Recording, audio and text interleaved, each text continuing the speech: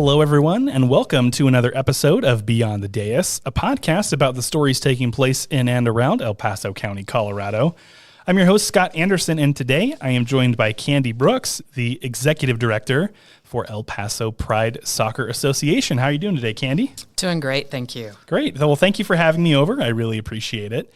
Before we get started, though, I want to add that if listeners are interested in more stories about people doing good in and around El Paso County, or hearing from county leadership about local government priorities and how they operate, you can find additional episodes of this podcast on your podcast platform of choice. But to get started today, Candy, I was wondering if you could share a bit of background about yourself and how you came to be associated with Pride Soccer Club. Sure. I've been in Colorado since 1980, so I'm not necessarily a native, but pretty darn close here.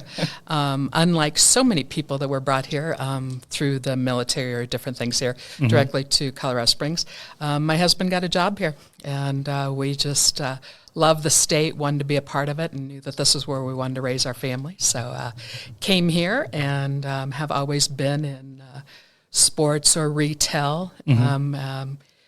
Have two sons that have graduated and gone through Colorado Springs school system and brought us here. So that's probably the biggest thing about me. A little small farm girl from back in the Midwest that has come out here and wanted to see a different part of the country that didn't have humidity and bugs. So that's what kept me here, I guess I should say. Yeah, no, that's actually a pretty good excuse. I'm from Houston originally, so I can appreciate not wanting to be around humidity and bugs. Yeah, absolutely. Very good. How did you end up finding Pride Soccer Club?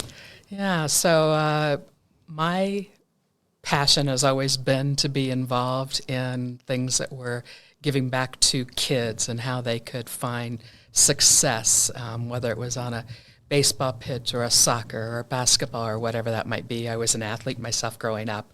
And so as my kids, as they were coming into finding what was fun for them to do, we started some soccer. We had people that asked us to help them develop a platform for kids to play. There was some opportunity here in Colorado Springs, and we just thought we could do it a little bit differently and bring a different approach to it. And so it'll be 30 years this June that my husband and I and another couple founded the club. Oh, wow. And it has taken off since then, and a little bit about that I'm sure we can get into as we can talk, but we were trying to figure out how we were going to have 100 kids, and we have just over 4,500 right now with over 300 teams every year. Holy smokes. So, yeah, so that was actually going to be my next question. Share a little bit about Pride Soccer Club itself, what the main mission of the organization is. You said it started over 30 years, or almost 30 years ago, this summer. Yeah, this summer. So yeah, what's that journey been like, and what does the club stand for, I guess? Yeah, so a lot of people will probably know us by our logo, or doing what's right for kids. I think that's what was the drive that led us to starting all of this. We just said, you need to be able to afford to play soccer or whatever sport you're wanting to do. It needs to be determined by your passion and your love for the game, not your affordability or who you knew or what was going on. And so we said, let's do this. We knew that we needed to be a nonprofit, which we dug into with, some of our attorney friends and said, okay, what do we have to do here? What are the blanks we have to fill out? And then we wanted to provide an opportunity for, confidence and teamwork and all of the other things that you need in life. And we loved the tool of soccer. All of us believed in it. We were founded in '94, which is when the World Cup came to the USA. And the Rockies were being formed here in Colorado. So lots of new things happening across our state at that point in time. And we said, we can do this. Let's get into this. I don't think any of us imagined what it would be today. Sure. The number of people that we had. But we did know that all of us had a passion for it and wanted to give back in some way. And that's kind of what started it for all of us. Yeah. One thing that I really like about it is I think the concept of sport, is something that many people can relate to. Perhaps not everyone, but I was fortunate enough to grew up in a place where sports were available to me. Hockey was my sport of choice, oddly enough, in Houston, Texas. Yeah. Oh, I still love it to this day. But to your point, any sport can be expensive. Hockey was absolutely very expensive. But, it's one of those things where back then, when I was that age, there were not as many opportunities in the way of, funding for that kind of thing. Mm-hmm. And it's actually, one of the reasons why I wasn't able to keep doing it. And, to this day, it's one of those things like, oh, it would have been great. But, that you would have. I know. Yeah, life is life, right? Everything's worked out the way it has for a reason. But so having that mission and being able to speak to, I think, a pretty universal idea for people in that, sport is important, and whether you're good at it or not, it's important to succeed. It's just as important to fail at times. And sports is I think a pretty safe way to kind of simulate what real life can be like in a lot of ways. So, so having this around and having it exist is a really cool opportunity. So you mentioned before that you serve about, did you say 4,500 kids at this point? And is that just El Paso County? Do you get some from outside El Paso County coming here? Or kind of where does that reach? Yeah, so our reach has expanded. We have some kids from Pueblo. We have kids as far away as southern Denver, out to Lyman, up to Woodland Park. So it isn't just El Paso County, but that is our primary location, and I guess that's what we would call our community. Mm-hmm. And so that's where we feel we serve the most of our neighbors. Sure. And so with that, since you've been around from the beginning, mm-hmm. I feel like you're the best person to talk about this. How do you grow like that? I mean, of course, it's happened over the course of 3 decades. Sure. But how do you grow from 100 kids, 200 kids to 4,500 kids? Yeah. So I think it was very daunting when we first decided we wanted to do this. We looked into it and we said, how are we going to provide a soccer experience for kids? And we looked at all the different platforms and what was going on. And my kids had started with Colorado Springs Park and Rec and did different things. And there was another organization we were playing with, I should say, at the time. And we knew that we could offer a product and have it be available to people. And part of that was what that growth would be, although we never could have probably expected what actually did occur. Sure. But it goes down to the simple thing of doing what's right for kids. Mm-hmm. Why are we doing this and what are we doing? I think the continually giving back to our community, making sure that we go that extra step to do the background checks on our coaches, make sure that we're educating our parents and our coaches and setting the expectations. So many times it's not a matter of success just a win and a loss, but setting the expectations. What do you want to get out of a sport? You alluded to, it's something that's good and it's safe. So if it's safe, we need to do our due diligence to make sure it is safe. So right. You can, when you come to play for us, you know that our coaches have been background checked. They've gone through Safe Sport. They've gone through concussion education. We've given them all the resources that we can to make sure they're a great person here. And listening to the community, and that is part of what I think we've always tried to do, is know that while we may know soccer, what can we learn from our coaches, our parents, our constituents, and our other community members that are saying, hey, Candy, how can you help us with this piece, whether it's a care and share drive, whether it's giving back at Thanksgiving, whether it's mm-hmm. helping give balls to communities outside of just Colorado Springs, because we know that soccer can open up a lot of doors, mm-hmm. and whether it's here locally or abroad. Yeah. So you mentioned how important it is to listen to the community and get that feedback. So then can you talk about how important it is for the organization to be viewed as a place that community can turn to when they're looking to have these needs met? You bet. I think for me, it's just that people know that we will be able to provide a coach that will have the passion, the respect, the integrity, the determination, and excellence. That's what Pride stands for us, and whether it's the passion for the game and how they do it. Respect. We want respect from the community, not only from our players and parents, but from everybody that's working with us, whether it's our partnerships or our sponsors that we're doing. Integrity is always important. We want to make sure that as we're reaching out into the community, we can be trusted. We might not always all agree on how we're going to get to the destination. Does anyone ever always agree on stuff like that? Exactly. And then, the determination to make it right. So, we may not have the funds when we have the idea. And how do we say we're going to get all of this done and take care of everybody? And then always know that we're going to do the best we can to get it done. And I think that is very important for all of us. And when we're choosing the things that we're going to do and the people that we're going to work with and the partnerships that we're going to have, we make sure that they have that same community and all of those things that I listed, the integrity, the excellence, and wanting to give back and be a part of Colorado Springs. Mm-hmm. And the D was determination? It is, right? determination. So within that answer, you mentioned being determined to meet the needs of people, and part of that is having the funding to be able to do that.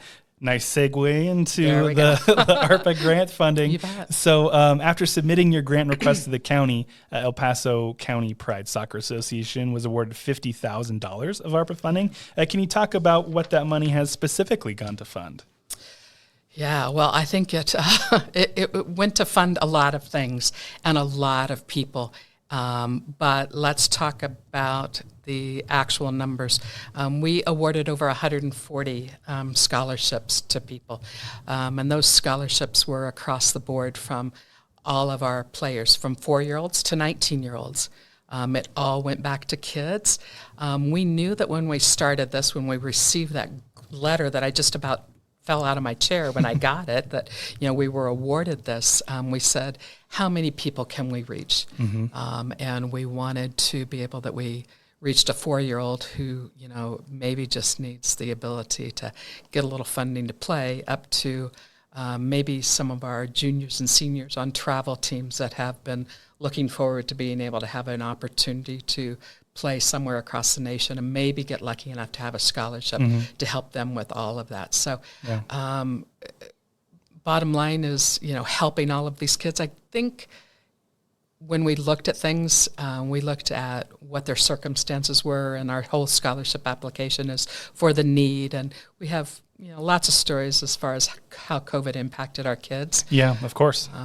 So that was the biggest thing. It's all scholarships and all going back to the kids. No operationals or anything like that. Right. No, I mean, that's really great to hear. And it's funny you mentioned COVID. Obviously, the ARPA funding came out of the COVID pandemic. That's kind of the reason why it exists in the first place. But as a father of 4 kids myself, the pandemic was a really difficult time for kids. I don't think I'm breaking any ground by saying that. But the ability to kind of springboard out of that pandemic into opportunities for kids to get out, to exercise, to play, to learn all the things you can learn that come from sports, I think is a really fascinating and great way for that money to be spent. Sure. Because I think, if it's difficult for me during COVID, it was difficult for a lot of people, being in your home for long stretches of time, maybe not seeing other people for long stretches of time, right? Absolutely. But, you want to talk about a population of people that was affected quite a bit, and that's our kids, right? It was. Seeing my kids, I was in a situation where I was able to work from home, during the pandemic, but seeing my kids have to do school, like in elementary school kids, it's like, hey, sit down in front of this computer for 7 hours a day and, try and pay attention to lessons that are being given. And, at the time, I think my kids were in kindergarten and 3rd grade, or kindergarten and 2nd grade, something like that. And it's just, it's an unreasonable expectation in my opinion, right? And so, to then come out of that and say, hey, let's take a look at what our kids really need. And this seemed to me like, oh yeah, you nailed it on the head with this. This seems like the perfect way to help kids kind of recover and get out of that funk that I think a lot of us were in. Yeah. And speaking of that, you mentioned being able to provide for kids from 4 years old all the way up to 19 years old, which is incredible. I was wondering if there's a personal story that you can share to sort of help demonstrate that work that Pride Soccer does to offer these opportunities to these kids. Yeah, I think I'll go to one of our older high school boys. So when the pandemic hit in March, mid-March, we were all set, and some of our teams had already been playing, and many of them had league games and all of these different things that they were looking forward to. So many times we look at sports and we think, oh, it's all about the exercise and it's about getting out, and those are wonderful things, and absolutely that is the case. But other times it's just that mental ability to step away and be able to speak with their peers, speak with somebody besides their mom or their dad or their teacher, and that coach is a very trusted individual. And so the individual that I would think of, he had just really started turning his game around. He had just come to our club the previous season. He was applying and had made a team.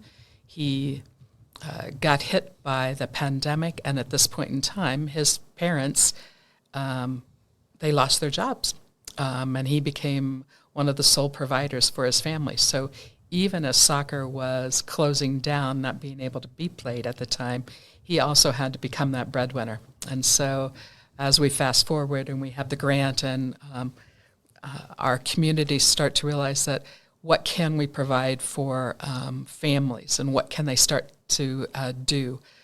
Soccer, because it was an outdoor sport, was one of the things that became opened up sooner rather than other things. Sure. All we had to do was follow guidelines for numbers and where and how they were meeting and the quantity of kids. And, we were spraying balls, we were providing, masks and different things. Sure.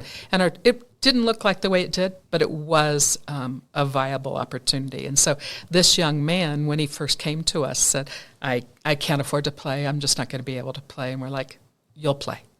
When we were able to grant him that ability, we were able to purchase a pair of cleats for him to play in. So those were the things, and those were the individual opportunities that we were able to do. That story was repeated over and over again of, parents that just either lost their jobs or were at home, as you were, all of a sudden needing 4 computers, and how are they going to pay for, enough lines for, them to keep their job and their kids to get through school. We were that outlet for both players and kids, and that story was repeated over, as I said, over and over again by parents reaching out to us going, man, I need soccer more than ever. I need him out of the house. I need her out of the house. Yeah. And I think the kids were saying the same thing. I just need to get away from my parents. And things like that. So we were lucky enough to have many people reach out to us for that opportunity, and luckily we could provide it. So that was a personal story about an individual, but of all of the kids we reached, it was, as I said over and over again, what we were hearing, that everybody needed that mental peace besides the physical peace. Yeah. We're outdoors people here in Colorado. Right. We are. Yes. And, we're playing soccer in shorts in January, unless we have, like a foot of snow like last weekend. But so everybody needed that. Yeah. No, so there were a couple things in that I kind of want to touch on. First being, I think that it is easy, but not a good idea to undersell the importance of an organization like this when, again, I've spoken with a number of organizations like Care and Share and Springs Rescue Mission and Silver Key recently that, provide needed essential services for individuals to, help them survive, help them live, right? And I think that, when someone listens and is like, oh, you have them on, and then you speak with someone like, Pride Soccer Club, right? It's not one-to-one. And I'm like, well, I'm not so sure about that. Like you mentioned, that mental piece that comes from being able to do sport, to get outside, to exercise. I mean, these are things where there's actually like legitimate research behind it, and the importance of it. That's maybe not on the level of food as importance, but like pretty close. So I just don't want people to undersell the value that exists with organizations like this, because there are multiple in this community that provide this type of service, this type of outlet. Of course, Pride Soccer Club being one of them. So I just wanted to make that clear. But secondly, for you, especially as an original founder of this organization, what does it do for you to see those stories happen in real time and look back and think, I started this 30 years ago and been able to impact so many different lives at this point, and then you have a story like that happen? Like, what does that do for you? Like, what does that mean to you? Yeah, well, I think it probably helps me get through that day to day. I think all of us can focus on the negativity in the world and everything that's going on. And right now, over 30 years, we have been able to bring back community members, whether it's, I have a young lady who's coaching for me right now who was on one of my original under 4 teams. That's awesome. She went to school, she got a scholarship, she played at that level. She's now a mom of a little girl who she's coaching and giving back to everybody here. And that story, I have many, many players who either played for us and are now coming back and coaching their kids. So we're in that next generation and the generation after that. So, they're building relationships within the community. They're enabling children to play and giving that benefit back and the opportunity that they had. So for me, I guess it's just, as the commercial would say, it's priceless at this point in time. I mean, the other aspect that I think is important to bring up, as you alluded to, what different things are doing, substance abuse, suicide, the mental health piece, not only of our players, but of our parents that were involved here. So many times we try and separate those two things out. Suicide for teens here in Colorado Springs, I won't get into it because it's not my expertise, but I have been involved in many different groups around here to help prevent and be a resource for people to go to. And so what we found is our kids, when all of this was going on, they were just looking for that. I'm lost. I don't have my friends anymore. I can't talk to them. What can I do? And different things like that. So I think the mental health piece has to be addressed through all sports, basketball, soccer, baseball, any of those things, and how that gives a strong sense of community, sense of teamwork, sense of family, whatever it might be for you, and each individual family. And so that was really important for us, because some of these kids were with these players 3 to 4 days a week. Yeah. And it wouldn't matter what was going on at school or at home.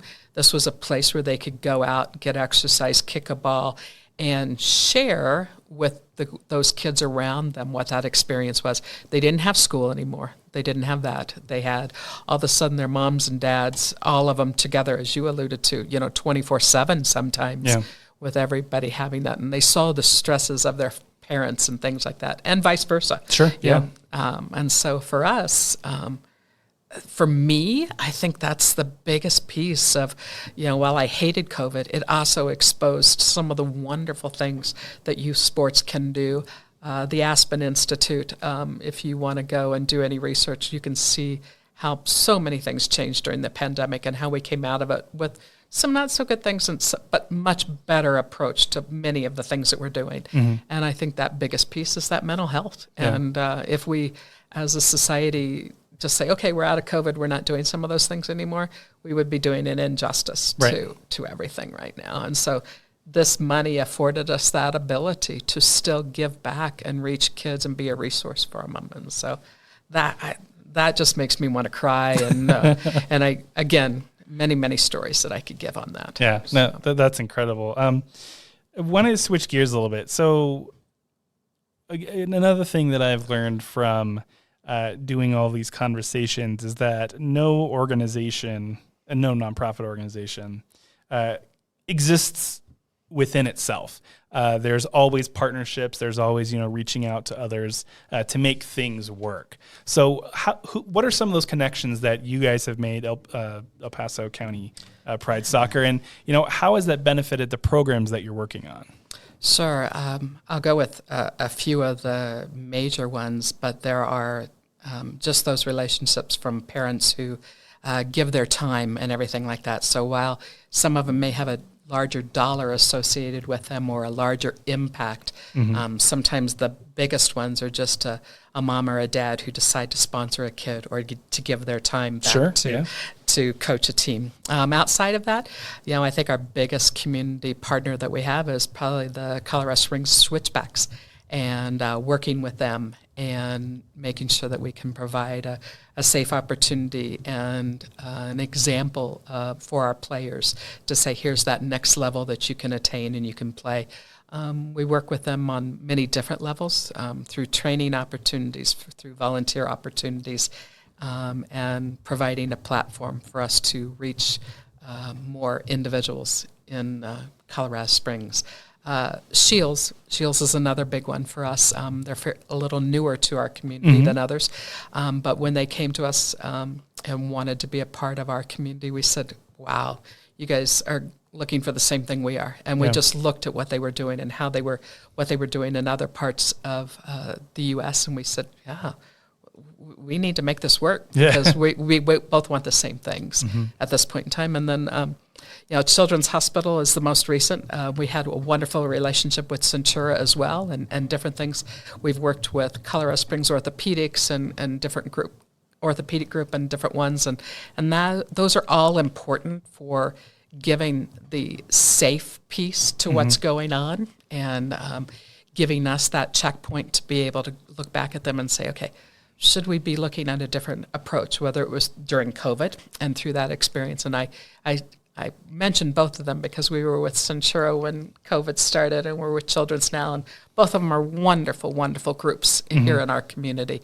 But whether it's helping somebody with an ACL, whether it's giving a resource of, hey, my daughter just needs somebody to talk to, or where can we go from here? So those are probably our three biggest. But as I alluded to, we have many smaller ones that we love. We have bigger ones like soccer.com and Adidas and all of those things, but those are the big guys. Right. And those are the things going on. And it really is. It's just that it's the person who gives back here in Colorado Springs, and like I said, maybe sponsors their neighbor. We have a grandmother here in town who doesn't have a clue what a soccer game looks like. But her neighbor boy, she knows he lost his father, and for the last several years, she's been sponsoring him, and she's grown to know a little bit more about soccer. She comes to us all the time, and for the longest time, she wanted it not to be told to this young man who was sponsoring him. They developed a relationship as they became neighbors for the longest time, and he found out who had been helping him with the opportunity to play, and now they give as much joy to each other. Her watching him grow up, and him knowing that somebody cared enough about me to do this. And so those little people are the ones that really make us work at so many different levels. So that's really awesome. So we talked a lot about the youth sports program. Are there any other programs that the organization offers that you think would be important for listeners to know about? Yeah, I think probably for us, we have an academy program that allows our kids to look forward to playing maybe beyond their high school or their club level, whether that's collegiately or whether that's as an adult later. We also have education for our parents and our coaches. So many of the kids may not go on to play in college, but they may come back and they may coach their kids later. They may want to be a sports broadcaster. They may want to help be that lawyer that gets that great deal for, maybe not a Messi, but somebody. Right. Sam Vines grew up here in Colorado Springs, and he had he had played here. He played with the Rapids. He went over to Europe and played, and he's most recently signed and come back. And he'll be playing with the Colorado Rapids this summer. Dylan Clark is one of our local kids who is one of our high school boys, and he plays with the Switchbacks and got to travel with them just this last weekend. So cool. Yeah, so cool. So those, I think, are the opportunities that go beyond just that 4 through 19-year-olds. So for those who are wanting to be a part of El Paso Pride Soccer Club, and may not be able to afford it. You do have scholarships available. How can they go about looking into that, seeing if it's something that's a possibility, and obtaining those services? Sure. So we're like everybody else right now. You can go to Facebook or a Twitter or X. Excuse me. X. Yeah, careful there. Yeah, careful. I'll get in trouble with one of those guys out there. But just our website, pridesoccer.com. Very simple to say. Reach out to pridesoccer@pridesoccer.com through an email, or just pick up the phone. We're here. We still have this brick and mortar building. I still believe in everybody being able to speak to a human. We have an answering machine, but we don't have a service that answers our questions for us. When we get really busy, it might be hard for us to get all of our phone calls called back immediately, but we still call back, and all of those informational requests come into my desk, and I put them to the right person, whether it's somebody with a 5-year-old who's just starting soccer and maybe they've never played, up to the person moving into our community, and they would like to play at that highest level available and know a little bit more about us. So, yeah.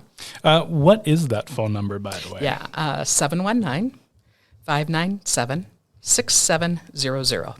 Awesome.